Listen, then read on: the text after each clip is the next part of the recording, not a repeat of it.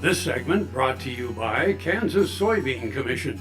Progress powered by Kansas farmers. Colorado cattleman Ryan Noble says he's learning that cow herds don't have to fall into two mutually exclusive camps. One of the gaps is the high input, high return way of thinking. And these guys are geared for maximum production through all phases of the cycle. And then maybe on the other hand, we got low input, moderate return type of guys. And I don't see why we can't have both. Using these numbers, helping us find our baselines, helping us to reach our goals. I don't see why any commercial cattleman of any size couldn't build a cow herd that has very low inputs, very moderate frame, low milk requirements, low feed requirements, but also once their progeny go to the feed yard, they can really compete with the big boys. They can feed, they can grade, and they can hang up a premium carcass on the rail. The market pushed Noble to become more discerning his keep or cull decisions. Back in 2014, the market was just sky high. Any steer calf would bring about $1,500 a head right off the cow. We kind of looked out to the future and decided if we're going to keep even one replacement heifer, we're automatically going to spend upwards of $2,500 on her before she returns us any money with a live calf. I knew right then and there we needed to find a tool to make sure we were keeping the best ones.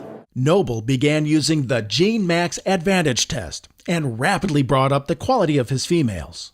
The cheapest thing that we sell off the ranch is an unweaned heifer calf that has no future as a cow. She's light, she's cheap. Now, with our cull rate being lower because we have brought our genetics up so much, almost every heifer on the ranch is considered to be a breeding heifer. She still has to meet other criteria, but at least she's eligible now.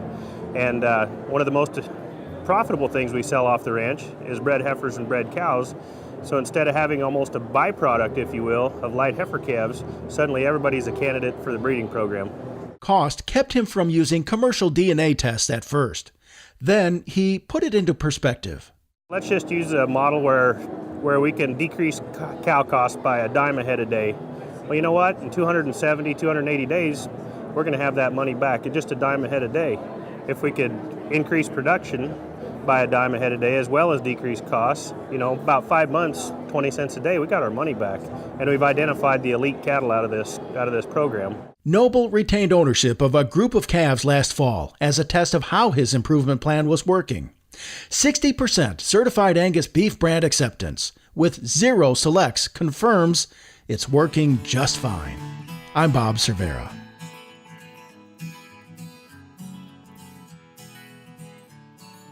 Closed captioning brought to you by Ag Promo Source. Together we grow. Learn more at agpromosource.com.